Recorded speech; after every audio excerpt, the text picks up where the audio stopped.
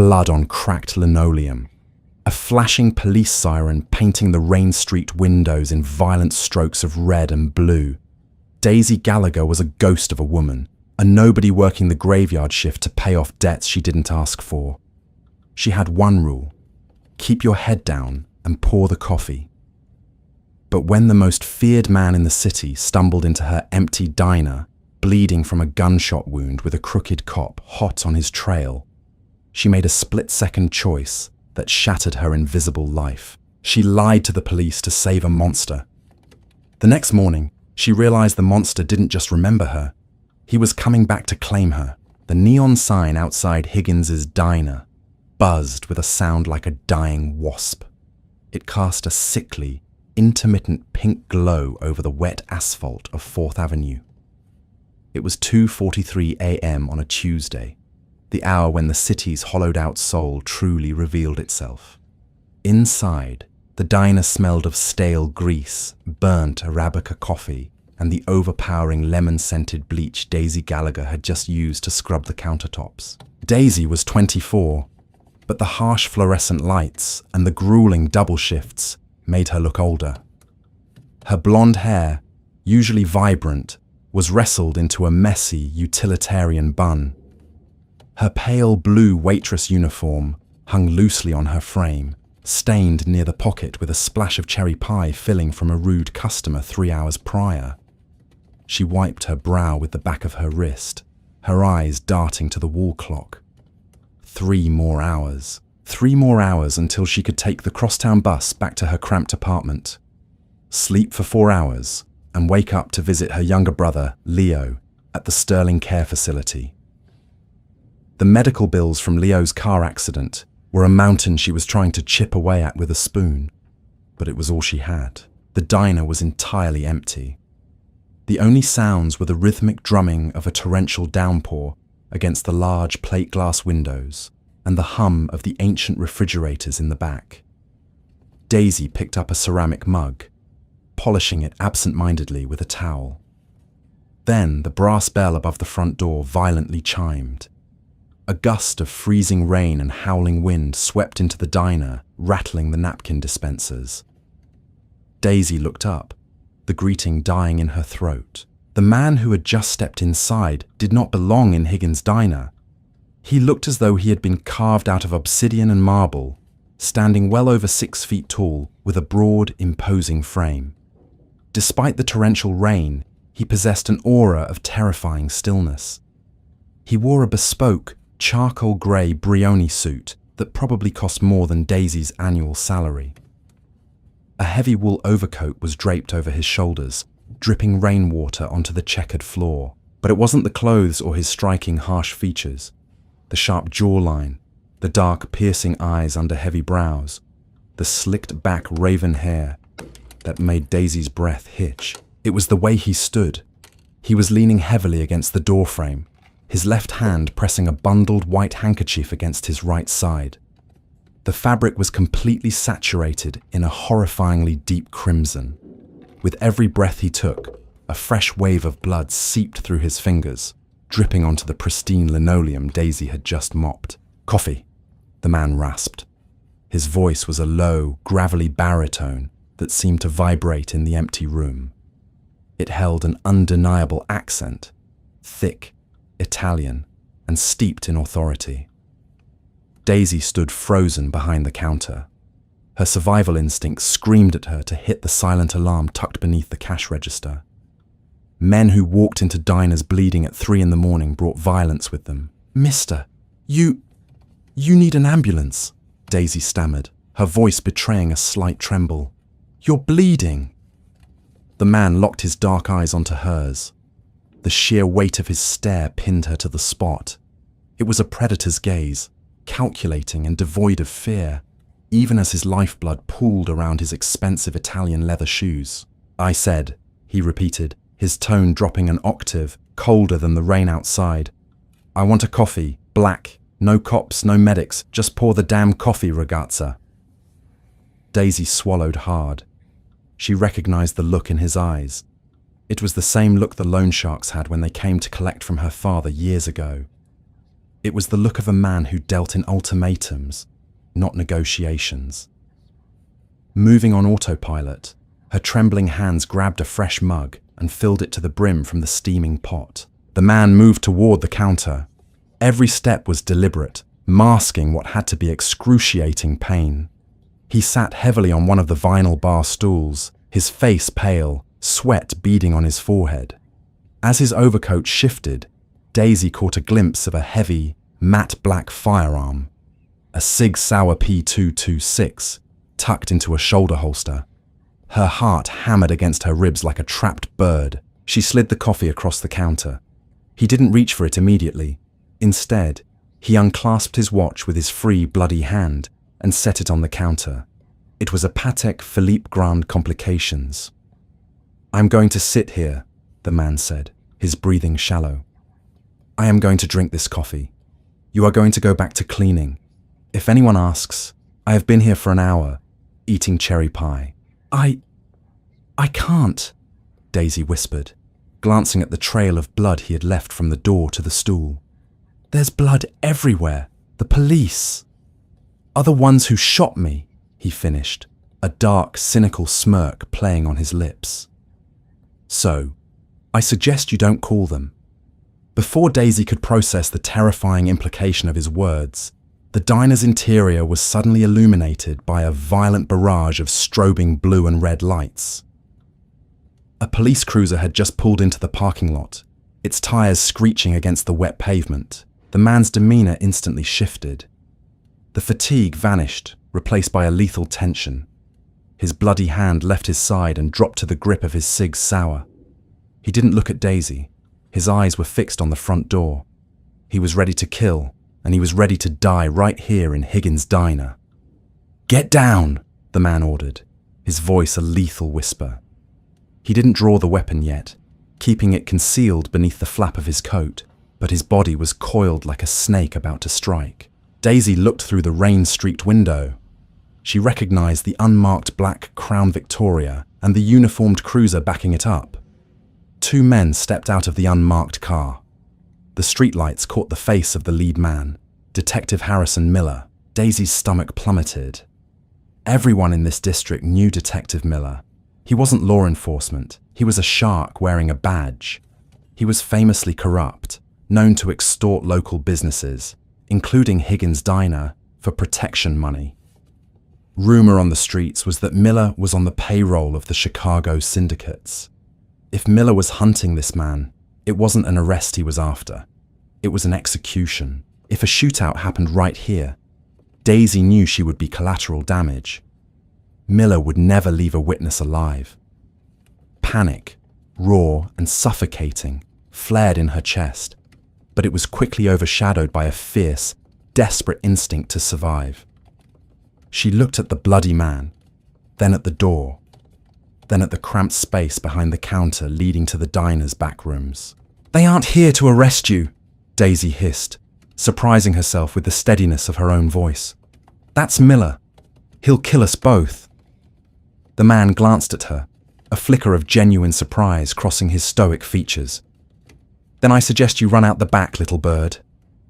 There's an alley camera out back. They'll see me, and they'll see you if you try to run," she said quickly, rounding the counter. She didn't know what possessed her. Maybe it was the crushing reality that her brother Leo had no one else in the world, and she refused to die on the floor of a greasy spoon. She grabbed the man's uninjured arm. His muscle felt like carved granite under the soaked wool.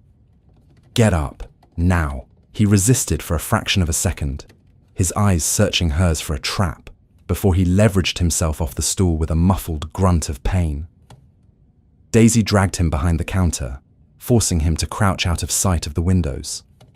She grabbed a dirty mop bucket and hastily swiped the wet, soapy mop over the heavy blood drops on the floor near his stool, smearing it into a faint pink hue that blended slightly with the floor's checkered pattern, though it was far from perfect. "In here," she commanded, practically shoving him toward the heavy metal door of the walk-in dry storage pantry. The space was pitch black, smelling of industrial flour sacks, canned tomatoes, and raw onions. "If you make a sound, we both die," Daisy whispered into the darkness of the pantry. If you betray me, a voice growled from the dark, cold and deadly. You will pray Miller kills you first. Daisy slammed the heavy metal door shut, effectively locking him inside the soundproof, unlit space. She had barely made it back to the counter, throwing the bloody mop into the bucket and grabbing the coffee pot, when the front door burst open. Detective Harrison Miller swaggered in, bringing a gust of cold air with him. He was a bulky man in his late 40s, wearing a cheap trench coat over a rumpled suit. His eyes were small, cruel, and darted around the diner with the paranoia of a seasoned rat. Behind him stood a rookie uniformed cop, hand resting nervously on his duty belt. Well, good evening, sweetheart, Miller said, his boots squeaking wetly against the floor.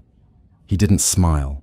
His eyes were scanning the booths, the empty tables, and the counter. Evening, Detective Miller, Daisy said, forcing her voice into a higher, slightly ditzy register. She poured a fresh cup of coffee, her hands miraculously steady, though her heart was beating so fast it hurt. Awful weather out there. What can I get you? Coffee. The pie is... well, it's a bit old, but I can warm it up. Miller ignored her offer. He walked up to the counter, leaning over it. He invaded her personal space, smelling of cheap cigars and wet dog. You been busy tonight, Daisy? Just me and the ghosts, detective. Hasn't been a soul in here since midnight, she lied smoothly, meeting his gaze. Miller's eyes dropped to the floor. He noticed the dampness. He noticed the faint pinkish smear near the third stool. You mop a lot for an empty diner, Miller noted, his voice dropping to a dangerous purr. Daisy laughed, a high, nervous sound that perfectly fit the persona of an intimidated waitress. Mr. Higgins will dock my pay if the floors aren't spotless for the morning rush. A drunk threw up near the door an hour ago. I had to bleach half the floor. Miller stared at her. His gaze felt like physical pressure. He walked slowly down the length of the counter, his hand trailing along the laminated surface. He stopped right in front of the door that led to the back hallway, the hallway that housed the pantry, the office, and the restrooms. A drunk, huh? Miller murmured. He rested his hand on the handle of his holstered Glock. We're looking for a guy. Tall, wearing a fancy suit. Probably looks a little worse for wear. You sure nobody like that came stumbling through here? I'd remember a fancy suit, detective. Usually we just get the truckers and the college kids, Daisy replied, wiping the counter furiously. Check the back, Miller barked at the rookie cop. Daisy's blood ran cold. The rookie nodded and walked behind the counter, passing right by Daisy. He pushed open the swinging door to the back hallway.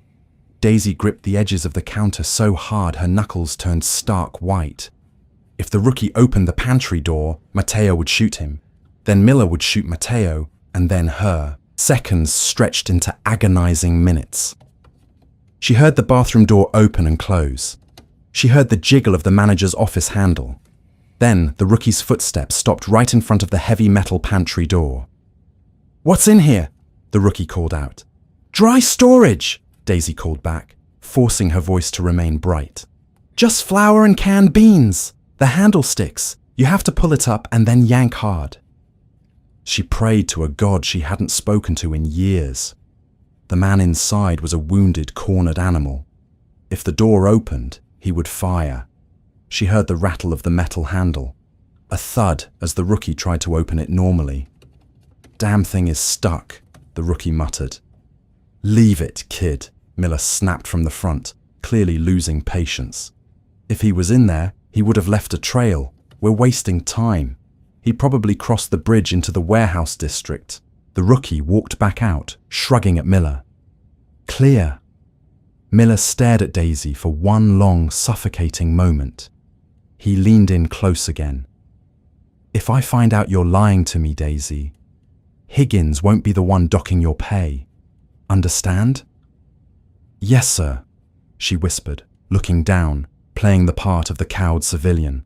Miller turned on his heel. Let's go. We have a rat to catch. The two cops walked out into the storm. Daisy watched through the window until the taillights of the cruiser disappeared around the corner. Only then did her knees give out. She sank to the floor behind the counter, pressing her hands against her mouth to stifle a sob of pure, adrenaline-fueled terror. She had just lied to a killer cop to harbor an actual criminal. Daisy stayed on the floor for 5 full minutes, waiting to ensure Miller wasn't circling the block. When she finally found the strength to stand, her legs felt like lead. She walked to the back hallway, her hands shaking as she grasped the heavy metal handle of the dry storage pantry. She pulled up and yanked hard. The door groaned open. The man was sitting on a 50-pound sack of flour in the pitch black. The moment the dim light from the hallway hit him, Daisy saw that his weapon was raised, aimed directly at the center of her chest. When he saw it was her, he lowered the gun, a heavy sigh escaping his lips. He looked worse than before. The adrenaline was wearing off, and the blood loss was taking its toll. His face was ashen, his lips a pale, tight line. "They're gone," Daisy said softly. "But they might come back. You need to leave." He tried to stand, but his leg buckled. He caught himself heavily against the metal shelving, sending a few cans of peaches clattering to the floor. "Damn it!" he hissed in Italian, clutching his side. Against her better judgment, Daisy stepped into the pantry and slung his heavy arm over her shoulders. "Come on, let me look at it." She helped him out of the pantry and guided him to the cramped employee break room, easing him onto a rickety plastic chair. She rushed to the manager's office and grabbed the industrial first aid kit off the wall. When she returned, he had managed to peel off his ruined suit jacket and was unbuttoning his blood-soaked dress shirt. Beneath the expensive clothes, his body was heavily muscled and marred by faded silver scars, a roadmap of a violently lived life. But right now, her focus was on the jagged, bleeding hole in his right oblique. "It was a through and through," the man grunted, his breathing ragged. "Missed the organs, grazed the rib." "You're a doctor too?" Daisy asked dryly, her fear morphing into a bizarre, detached calm. She ripped open a package of sterile gauze. "I have experience," he replied, his dark eyes watching her intensely as she worked. Daisy poured a heavy dose of antiseptic over the wound. The man didn't scream, but his jaw clenched so hard she thought his teeth might shatter, and the muscles in his arms corded like steel cables.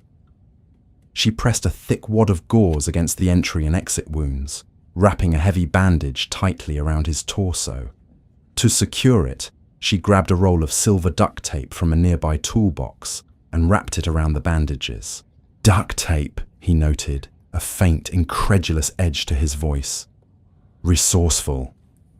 It'll hold until you find a back-alley surgeon or whatever people like you use," Daisy said, snipping the tape with scissors. She stepped back, suddenly hyper-aware of how close she had been to him.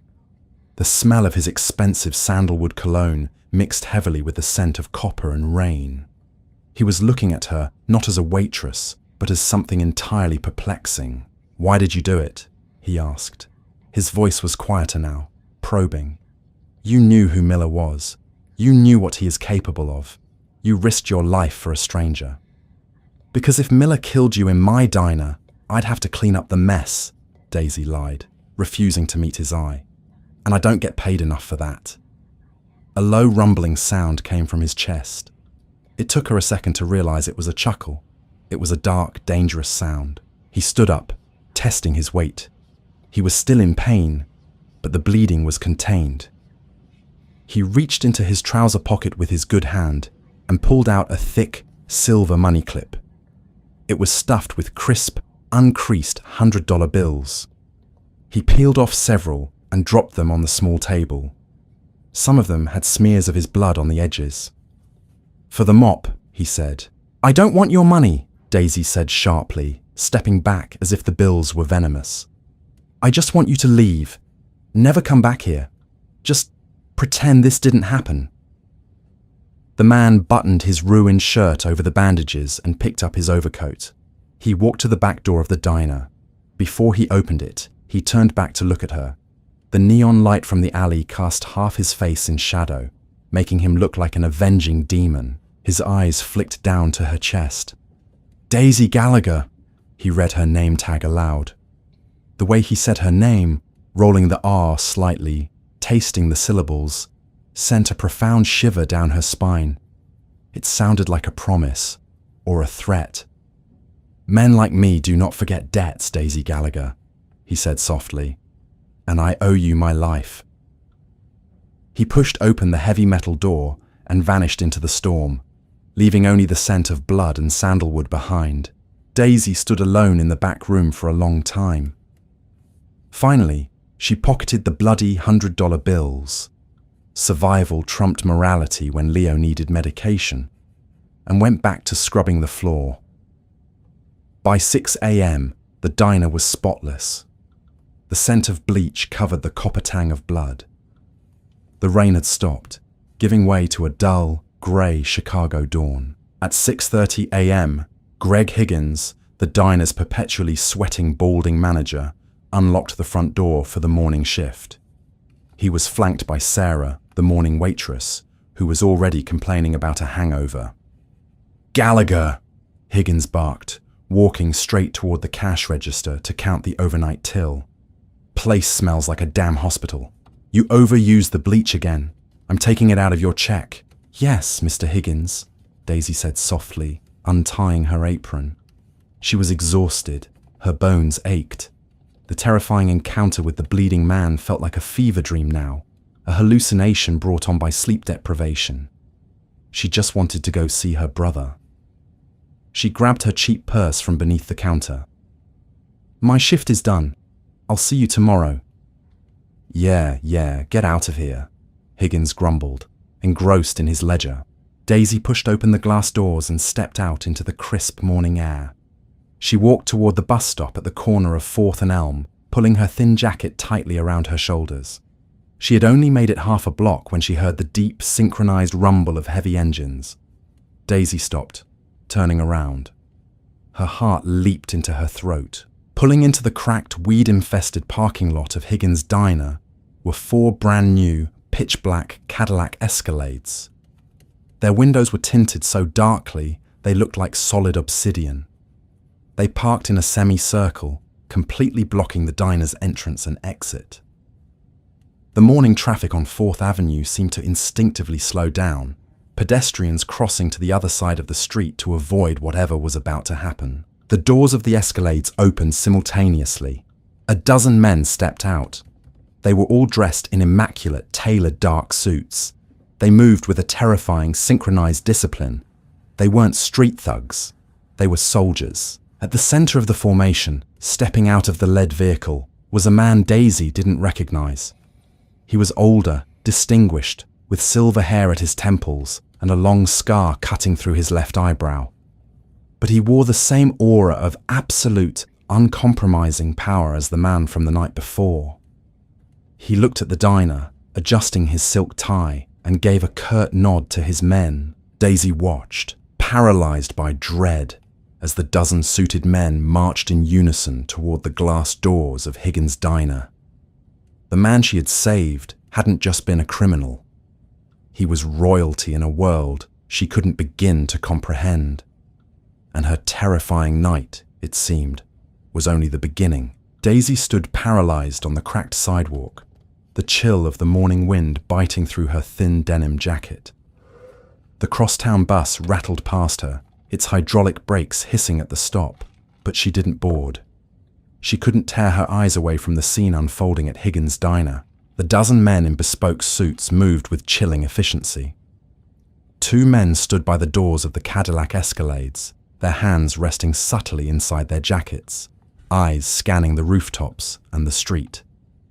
Another 4 took up positions at the corners of the diner, effectively locking down the perimeter. The silver-haired man, the one radiating an aura of lethal authority, stepped through the glass doors, followed closely by the remaining 6 soldiers. Daisy's breath hitched. Her purse felt heavy on her shoulder. Run! Her instincts screamed. Get on the next bus and never come back. But if those men were here to tie up loose ends, running would only make her prey. Furthermore, Greg Higgins had a ledger in the back office with her home address, her social security number, and her emergency contact, the Sterling Care facility where Leo lived. She couldn't let them find that. Swallowing her terror, Daisy jogged back down the half-block, her sneakers splashing in the leftover puddles from the night's storm. She crept toward the large plate glass window, pressing her back against the damp brick exterior, and peered inside. Inside, the morning rush hadn't yet begun, leaving only Higgins and Sarah, the hungover morning waitress. Sarah was backed into a corner booth, trembling violently, a half-filled coffee pot forgotten in her hands. Greg Higgins, who usually yelled at the top of his lungs over cold fries, looked as though his soul had left his body. He was backed against the cash register, his face a sickening shade of grey, staring wide-eyed at the men occupying his diner. The silver-haired man walked casually to the center of the room. He didn't raise his voice. He didn't pull a weapon. He simply exuded a power so absolute it seemed to suck the oxygen from the room. "Mr. Gregory Higgins," the man said, his voice smooth, cultured, and laced with a faint Italian lilt. "My name is Domenico Moretti. I represent certain business interests in this city." Higgins stammered, his sweaty hands wiping frantically on his apron. I pay my dues. Miller comes by every month. I never miss an envelope. Tell your boss I'm paid up." Domenico offered a small, terrifyingly polite smile. "Detective Miller is currently indisposed. He suffered a rather sudden fatal heart attack in his vehicle about an hour ago." Daisy gasped softly against the cold glass outside. Miller was dead. The corrupt cop who had terrified this neighborhood for a decade had been eliminated before the sun even fully rose. The man she had saved in the pantry hadn't been making empty threats. "I am not here for an envelope, Mr. Higgins," Domenico continued, stepping closer to the counter. One of his men stepped forward and placed a sleek black leather briefcase on the formica surface. The locks clicked open with a sharp, synchronized snap. Domenico turned the briefcase around. It was packed with neatly banded stacks of $100 bills. "My employer wishes to purchase this establishment," Domenico stated, pulling a pristine, legally binding contract from the inner lid of the case and laying it beside the cash. "Effective immediately. This is $500,000, considerably more than this grease trap is worth. You will sign the deed over, take the cash, and you will be on a flight to Florida by noon. You will never set foot in Chicago again." Higgins stared at the money, then at the dead-eyed soldiers surrounding him. It wasn't an offer. It was a command. If he refused, he wouldn't leave the diner alive. With a shaking hand, Higgins pulled a cheap pen from his shirt pocket and scrawled his signature across the bottom line. "Excellent," Domenico said, closing the briefcase and sliding the contract into his breast pocket. "Now get out." Higgins didn't need to be told twice. He scrambled out from behind the counter, didn't even grab his coat, and bolted out the back door into the alley. Domenico turned his attention to the terrified morning waitress, Sarah. "You. Where's the girl who worked the night shift? The blonde?" Sarah burst into tears. She just left. Her shift ended. Please don't hurt me." "Nobody is going to hurt you," Domenico said, a hint of disdain in his voice. "You are free to go. We are closed for business." As Sarah ran sobbing past the men and out the front doors, Daisy knew she was out of time. They were looking for her. If they scoured the streets, they would find her. She took a deep, trembling breath, pushed her shoulders back, and walked through the front doors of the diner. The moment the bell chimed, 6 pairs of eyes snapped toward her, hands twitching toward holsters. Domenico raised a single hand, and the men instantly relaxed, though their gazes remained fixed on her. The silver-haired consigliere turned to face her, his sharp eyes appraising her cheap jacket, her messy bun, and the defiant tilt of her chin. "Daisy Gallagher, I presume," Domenico said, his tone softening considerably. "Whatever he told you, I don't know anything," Daisy blurted out, her heart hammering against her ribs. "I just poured coffee. I didn't see anything, and I didn't tell anyone. Domenico chuckled, a warm, surprisingly grandfatherly sound. Peace, Miss Gallagher. You misunderstand our intentions. My men and I are not here to silence you. We are here to thank you. He gestured around the empty diner. On behalf of Don Alessandro Rossi, this establishment is now yours. Daisy froze. The name hit her like a physical blow. Alessandro Rossi. He was a phantom, a myth whispered about in the darkest corners of the city. He was the ruthless, untouchable head of the Rossi syndicate, the man who controlled the docks, the unions, and half the politicians in the state. And she had stuffed him into a flour-dusted pantry and taped him up with duct tape. Mine, Daisy repeated, the word tasting completely foreign on her tongue. She looked around the shabby diner, from the burnt-out neon sign in the window to the scuffed linoleum she had scrubbed on her hands and knees just hours ago. The deed will be transferred to your name by the end of the business day, Domenico explained, his tone conversational, as if he were discussing the weather rather than handing over real estate bought with Mafia blood money. It requires renovations, of course. We have contractors standing by to gut the interior. You will be the sole proprietor. Don Rossi insists that those who show loyalty to the family are rewarded beyond their wildest expectations. Daisy felt a sudden, hot flash of anger cut through her terror. She thought of her brother, Leo, lying in a sterile, depressing hospital room while she worked her fingers to the bone just to keep him alive. She thought of the fear she felt when Detective Miller leaned over her counter. She didn't want to be a pawn in some mobster's twisted game of gratitude. No, Daisy said firmly. Domenico's elegant eyebrow rose a fraction of an inch. Behind him, one of the suited soldiers shifted his weight, clearly unaccustomed to hearing that word directed at the Rossi syndicate. Excuse me? Domenico asked smoothly. I said no, Daisy repeated, her voice steadying. She stepped closer to the counter, refusing to be intimidated by the wealth and violence radiating from these men. I don't want this diner. I don't want his reward. I helped him because he was bleeding to death on my floor, and a dirty cop was going to kill us both.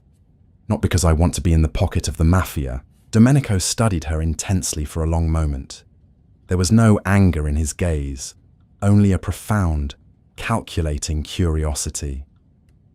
Don Rossi warned me you were fiercely independent. He said you possessed a fire rare for this city. Tell Don Rossi we are even, Daisy stated, grabbing the strap of her purse tightly. He lived. I lived. That's the end of it. I don't want his diner, and I don't want him anywhere near me. Without waiting for a response, she turned on her heel and walked out of the diner, half expecting a bullet in her back. But none came. She power-walked to the bus stop, hopped onto the 7:15 a.m. bus, and didn't look back until Higgins's diner was miles away. She spent the next 3 hours in her cramped studio apartment, pacing the worn carpet, waiting for men in black suits to kick down her door. By 11 a.m., the adrenaline crash hit her so hard she felt physically ill. She forced herself to shower, changed into clean jeans and a soft sweater, and prepared for her daily visit to the Sterling Care Facility. The hospital was a bleak cinder-block building on the outskirts of the city. It smelled perpetually of ammonia and boiled cabbage. It wasn't the best facility, but it was the only one that would take a spinal injury patient on a negotiated payment plan. Daisy walked up to the front reception desk, pulling out her worn checkbook. The monthly installment was due today, $1,200 she barely had, patched together from tips, her meager paycheck, and the bloody $100 bills Alessandro had left on the table. She still felt sick using that money, but Leo's care came first. Hi, Brenda, Daisy said to the tired-looking receptionist behind the plexiglass. I'm here to make the monthly payment for Leo Gallagher, room 214. Brenda tapped at her keyboard, her brow furrowing. She clicked her mouse a few times, then looked up at Daisy with wide eyes. Daisy, honey, Leo isn't in 214 anymore, Brenda said softly. Daisy's heart stopped. The world tilted on its axis. What? What happened? Did he? No, he's fine, Brenda quickly reassured her, seeing the sheer panic draining the colour from Daisy's face. He was moved this morning, to the new Vanguard wing on the top floor. The private luxury suites. Daisy stared blankly at the woman. The Vanguard wing. Brenda, that's $5,000 a week. I can't afford that. Who authorised a move? Brenda turned her monitor slightly so Daisy could see the screen. A wire transfer came through at 8 a.m. this morning. The account is paid in full. Not just for this month, Daisy. The entire balance. All his backdated surgeries, his physical therapy for the next 2 years, and the private suite. It's all paid for. Who? Daisy whispered, her hands gripping the edge of the counter to keep from collapsing. It was an anonymous corporate trust, Brenda said, smiling warmly. Looks like you have a guardian angel, honey. Daisy didn't feel blessed. She felt hunted. She took the elevator up to the top floor, stepping out onto plush, soundproof carpeting. The walls were decorated with real art. The air smelled like lavender instead of bleach. She walked down the quiet corridor to room 501 and pushed open the heavy oak door. The room was massive, bathed in natural sunlight from floor-to-ceiling windows overlooking the city skyline.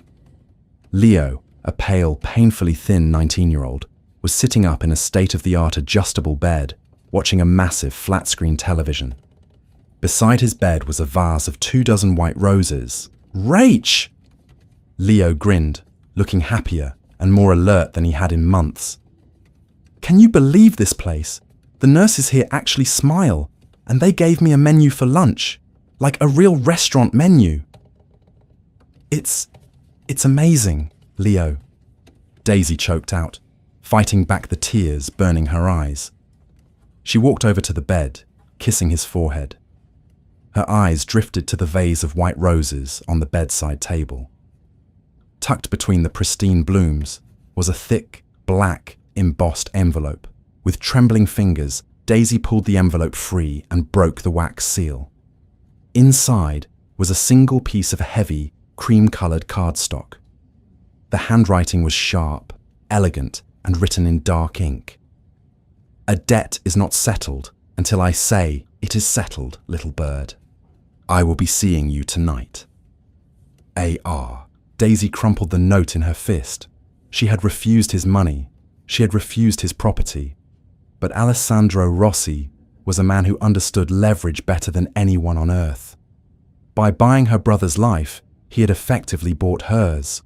She was no longer just a simple waitress. She was caught in the terrifying, inescapable web of the city's most dangerous predator, and he was coming to collect. The hours leading up to dusk were an agonizing exercise in paranoia. Daisy returned to her dilapidated studio apartment in the South Loop, a stark contrast to the luxurious hospital suite Leo now occupied. Every creak of the floorboards, every distant wail of a siren, sent a jolt of pure adrenaline straight to her heart. She paced the worn rug, her mind racing through 100 impossible scenarios. She couldn't run.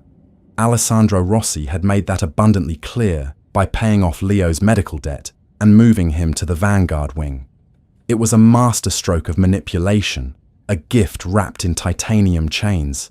If she fled, Leo's funding would vanish, and the Rossi syndicate would undoubtedly find her anyway.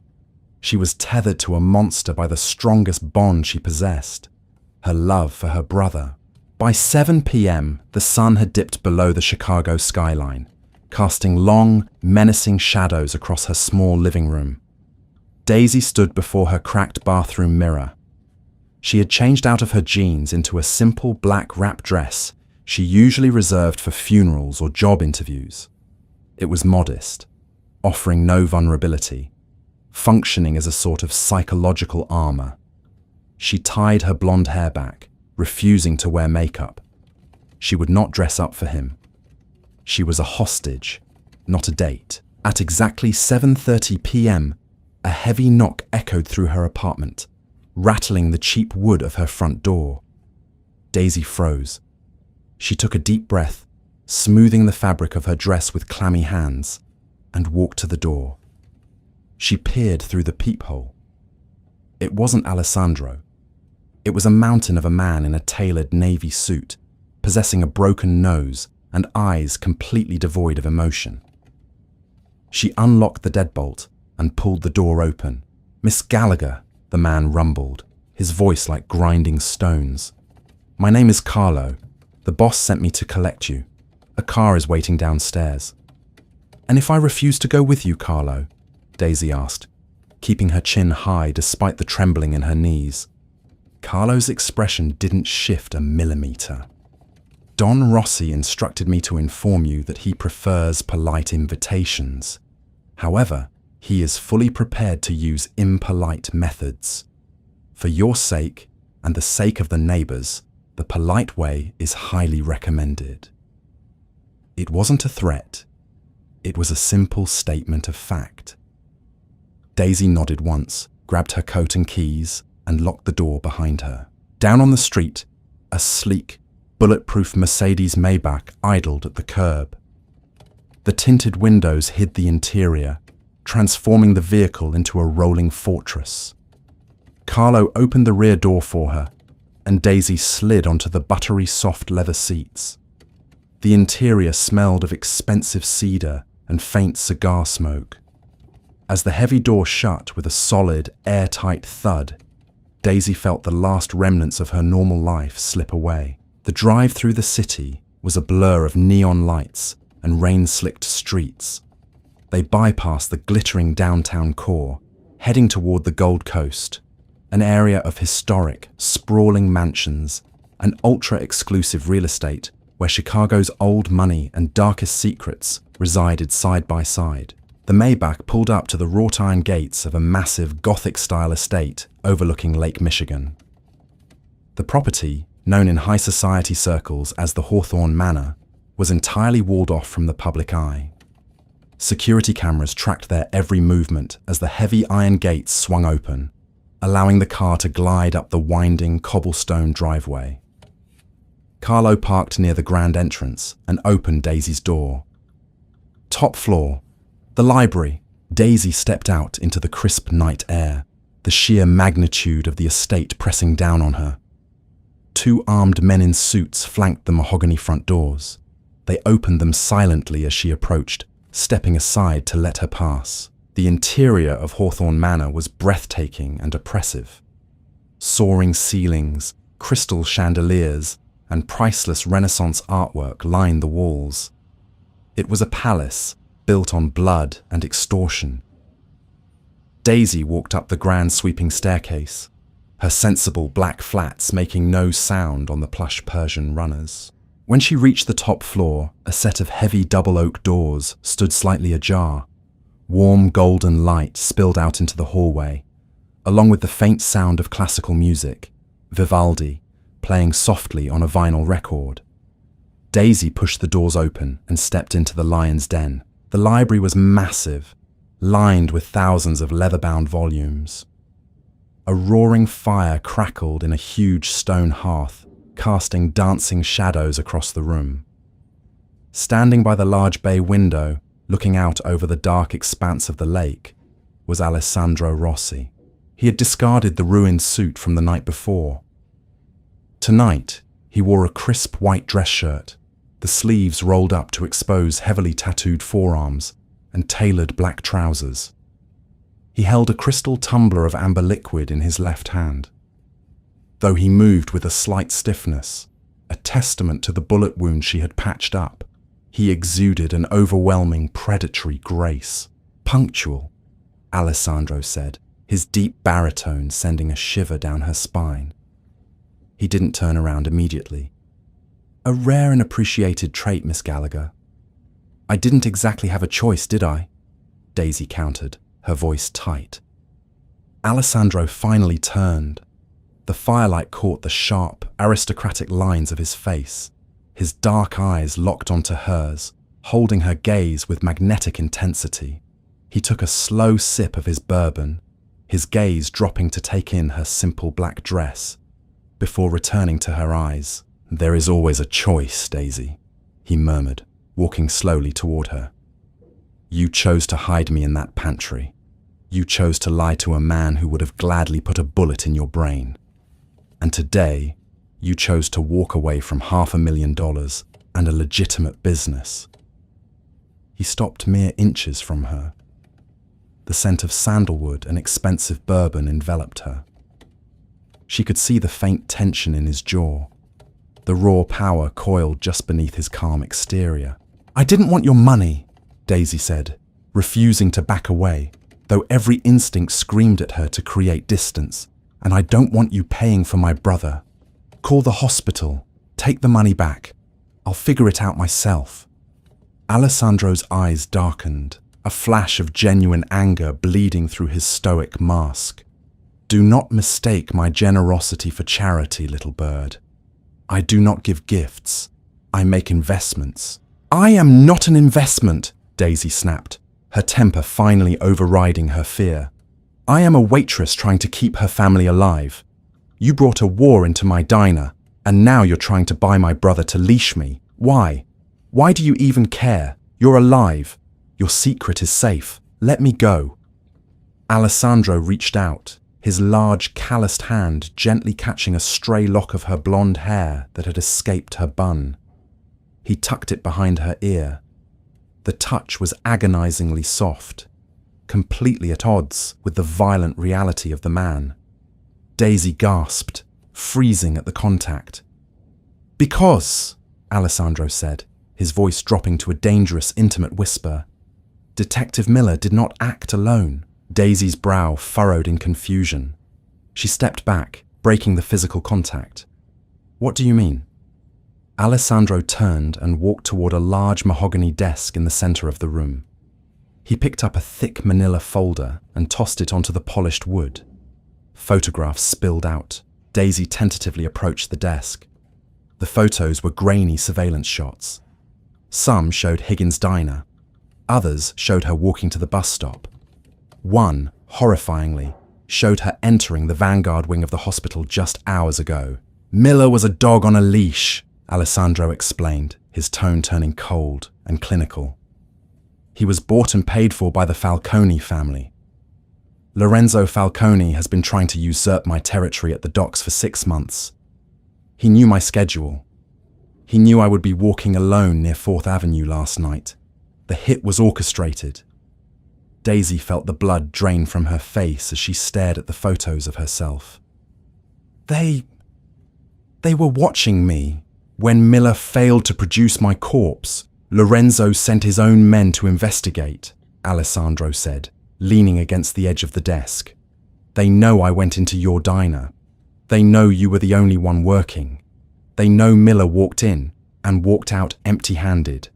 He picked up the photo of Daisy at the hospital.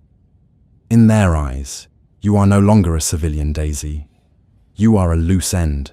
Or worse, they believe you are an asset of mine. By saving my life, you stepped onto the board, and in this game, pawns are the first to be sacrificed." The air in the room felt suddenly thick, suffocating. Daisy gripped the edge of the desk. "So, what? They're going to kill me? They will try to use you to get to me," Alessandro corrected, his eyes flashing with a possessive, lethal light. "They will try to take your brother to force my hand. That is why I moved Leo to a secure wing under a fake corporate name. The hospital security is now entirely staffed by my men." Daisy felt dizzy. The world she knew, the world of unpaid bills, double shifts, and quiet desperation, was entirely gone. It had been replaced by a nightmare of syndicates, hits, and surveillance. "You ruined my life," Daisy whispered, the weight of the revelation crushing her. "You walked into my diner and ruined everything." "I kept you breathing," Alessandro corrected sharply. "If you had given me to Miller, the Falcones would have burned that diner to the ground with you inside it just to erase the crime scene. I am the only reason you and your brother are still alive." He stepped closer to her again, invading her space. forcing her to look up at his imposing figure. You refused the diner because you wanted to remain independent. I respect that fire, Daisy. Truly, I do. But independence is a luxury you can no longer afford. What do you want from me? She asked, her voice cracking. I want you exactly where I can see you, Alessandro said, the dark timbre of his voice vibrating through her. You are moving into this estate. You will be under my protection 24 hours a day. In exchange, you will accompany me to certain public events. The Falcones need to believe you are protected, that you belong to me. If they see you by my side, untouchable, they will back down. You want me to play your what? Your mistress? Daisy scoffed, a bitter laugh escaping her lips. I won't be your pawn, Alessandro. It was the first time she had used his first name. He noticed. A predatory smirk played at the corner of his mouth. Not my mistress. My guest, he murmured. And you are not a pawn, little bird. You are the woman who outsmarted Harrison Miller and put duct tape on the Don of the Rossi Syndicate. You are something entirely different. He reached into his pocket and pulled out a heavy platinum keycard. He set it on the desk in front of her. That is the key to the East Wing. Your clothes and personal effects have already been moved from your apartment, Alessandro stated, slipping back into his commanding persona. Your brother will receive the absolute best medical care in the country. You will lack nothing. Daisy stared at the keycard. She was trapped. She could scream, she could fight, but the reality was cold and absolute. The Falcone Syndicate wanted her dead, and the devil himself was offering her sanctuary. Daisy slowly reached out and picked up the keycard. The metal felt cold against her palm. She looked up at Alessandro, her blue eyes hardening into chips of ice. She wasn't just a victim anymore. If she was going to survive this world, she had to learn how to play the game. Fine, Daisy said softly. I'll play your game. I'll be your alibi, your shield against the Falcones. But I have a condition. Alessandro looked genuinely surprised. The Don of the Rossi family was not accustomed to conditions. Name it. If I'm going to be a target for your enemies, Daisy said, stepping right up to him, tilting her head to meet his dark, dangerous gaze, I refuse to be helpless. You are going to teach me how to shoot. The underground firing range beneath Hawthorne Manor smelled of cordite, damp concrete, and the ever-present sandalwood cologne that seemed to permanently cling to Alessandro Rossi. It had been exactly 3 weeks since Daisy Gallagher traded her stained waitress uniform for the silken cashmere of a Mafia Don's gilded cage. She stood at the firing line, wearing noise-cancelling headphones, her hands gripping a sleek, matte black Glock 19. Your stance is too rigid, little bird. Alessandro's deep voice vibrated over the headset communicator. Before she could adjust, she felt the solid wall of his chest press against her back. His large calloused hands covered hers, calluses scraping lightly against her soft skin. He adjusted her grip, pushing her thumbs forward along the slide of the weapon. His breath ghosted over the sensitive skin of her neck, sending a treacherous thrill straight to her core that had absolutely nothing to do with fear. Lean into it, Alessandro murmured, his tone a dark, intoxicating purr. Control the recoil. Do not let the weapon control you. Squeeze. Do not pull. Daisy took a breath, exhaled slowly, and squeezed the trigger. The gunshot echoed deafeningly in the cavernous space. Downrange, a small hole appeared dead center in the paper target's chest. Better, Alessandro praised softly, stepping back. The sudden loss of his body heat left Daisy feeling inexplicably cold. You learn quickly. Survival is an excellent motivator. I told you I wouldn't be helpless, Daisy replied, lowering the weapon and clearing the chamber exactly as he had taught her. She turned to face him. The tension between them over the past 3 weeks had grown so thick, it felt like physical pressure. She was his captive, his alibi, and his student, but the boundaries were blurring in the shadows of Hawthorne Manor. He treated her with a reverent, terrifying possessiveness that made her blood burn. "Tonight, we put our arrangement to the test," Alessandro said, his dark eyes trailing over her. "The Astor Foundation charity ball at the Palmer House Hilton. The entire political and financial elite of Chicago will be there. Mayor Richard Daley's people, Alderman Thomas Sterling, and Lorenzo Falcone." Daisy swallowed hard. "You're sure Falcone will take the bait?" "Falcone is arrogant," Alessandro replied, walking to a steel workbench and picking up a velvet jewelry box. He snapped it open, revealing a breathtaking diamond and sapphire choker. "He believes he can intimidate me by threatening what is mine. Tonight, we show him that you are untouchable." He stepped close again, fastening the heavy, icy diamonds around her throat. His knuckles brushed her collarbone. "Stay by my side, Daisy. Smile for the cameras. And remember, you are a Rossi now. You bow to no one." 3 hours later, Daisy stepped out of the bulletproof Maybach and onto the red carpet outside the historic Palmer House Hilton.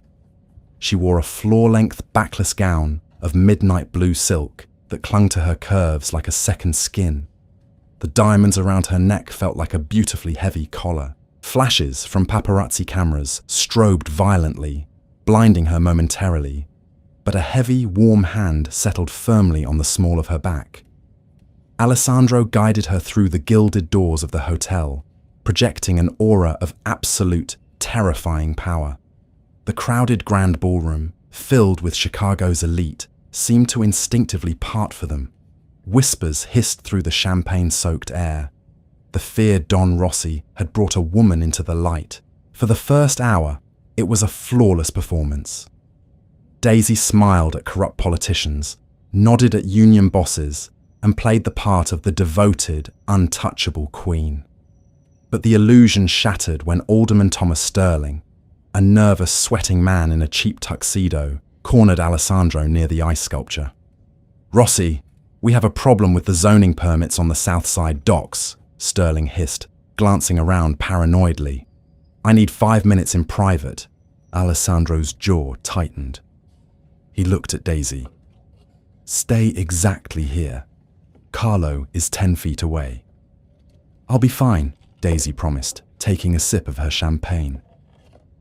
Alessandro walked away with the alderman, disappearing into a VIP alcove. Daisy took a deep breath, turning her attention to a Renaissance painting on the wall, trying to calm her racing heart. "A long way from pouring stale coffee at Higgins, isn't it, Miss Gallagher?" The voice was slick, oily, and dripping with venom. Daisy turned to see a man in a bespoke white tuxedo stepping out from behind a marble pillar.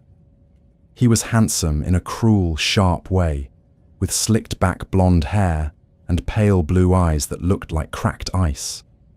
2 massive men in dark suits flanked him, discreetly blocking Daisy from Carlo's line of sight across the room. "Lorenzo Falcone, I'm afraid I don't know who you are," Daisy said smoothly, channeling every ounce of Alessandro's cold arrogance. Lorenzo chuckled, stepping uncomfortably close. "Oh, you know exactly who I am, and I know who you are. A little stray dog Alessandro picked up to play house with. Tell me, Daisy, how is your brother Leo enjoying his new suite at the Vanguard wing? Room 501, isn't it?" Daisy's blood turned to ice.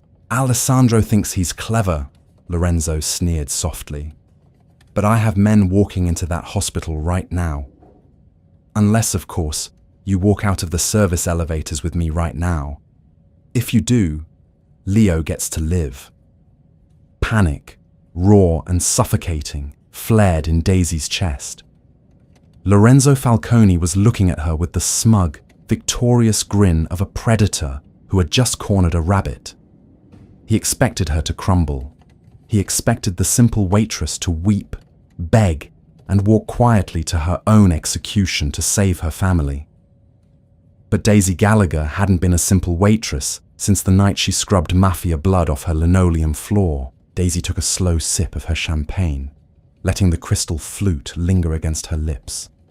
She looked into Lorenzo's pale eyes, and instead of fear, she felt a sudden, terrifying rush of pure adrenaline. She reached into the discreet slit of her midnight blue gown, her fingers grazing the smooth, cold metal strapped to her thigh. "You think you're the first person to threaten my family, Mr. Falcone?" Daisy asked, her voice dropping to a lethal, steady whisper that sounded frighteningly like Alessandro. Lorenzo's smile faltered slightly. "Excuse me? You think Alessandro Rossi, a man who controls half this city, would leave a blind spot like the Vanguard wing unguarded?" Daisy took a step toward Lorenzo, entirely invading his space. "He knew you bought the night shift security manager, David Higgins. He knew you were planning a strike tonight." Lorenzo's face paled, the arrogant veneer cracked. "You're bluffing, you stupid bitch. Call your men!" Daisy challenged, her eyes burning with dark fire. "Call them right now. See who answers the phone." Lorenzo hesitated. He gave a sharp nod to his right-hand man, a hulking enforcer named Victor. Victor pulled an encrypted burner phone from his jacket and dialed. Seconds ticked by in agonizing silence. Victor's expression shifted from bored aggression to dawning horror. "Boss," Victor whispered, his voice trembling. It's Rossi's lieutenant on the line. Our men are dead." Lorenzo's head snapped back to Daisy, pure fury contorting his features. "Take her!" he snarled, lunging forward. Daisy moved on pure, trained instinct. She dropped her champagne flute, the crystal shattering against the marble floor. Her hand snapped down to her thigh, unholstering the compact Glock 43 Alessandro had given her. Before Victor could clear his weapon from his shoulder holster, Daisy leveled the gun and pulled the trigger. Crack! The suppressed gunshot was muffled by the roar of the ballroom orchestra, but the impact was devastating. The bullet shattered Victor's kneecap. The giant man roared in agony, collapsing to the marble floor in a heap of blood and tailored wool. Screams erupted from the nearby guests. The illusion of the civilized charity ball shattered instantly. Lorenzo froze. His eyes locked on the barrel of the Glock that Daisy now had aimed directly at the center of his chest. Her hands were completely steady. "You move, you die," Daisy stated, the heavy diamond choker catching the chandelier light as she stared down the head of the Falcone syndicate. "You won't shoot me," Lorenzo spat, though he didn't dare move an inch. "You're a waitress. You don't have the stomach for murder." "She doesn't have to," a voice thundered from the shadows. Alessandro Rossi emerged from the fleeing crowd like an avenging god. His tuxedo jacket was unbuttoned, his own weapon drawn. The sheer, unadulterated violence radiating from him caused the remaining guests to scatter like insects. He didn't look at Lorenzo. His dark, obsessive eyes were fixed entirely on Daisy. He saw the gun in her hand, the shattered glass, the bleeding enforcer on the floor. He didn't look angry. He looked profoundly, devastatingly proud. Alessandro walked up beside Daisy, his arm brushing hers. He finally turned his gaze to Lorenzo Falcone, whose face had completely drained of color. "You came for my queen," Alessandro stated, his voice echoing in the sudden silence of the ballroom. "Checkmate, Lorenzo." Alessandro raised his weapon. Lorenzo opened his mouth to beg, but he never got the chance. 2 shots rang out in rapid succession, echoing off the gilded ceiling. Lorenzo Falcone dropped to the floor, dead before he hit the marble. Sirens began to wail in the distance. The police were coming, but they would be the ones on Alessandro's payroll. The mess would be cleaned up, the security cameras wiped, the witnesses paid off. This was the reality of Chicago's underworld.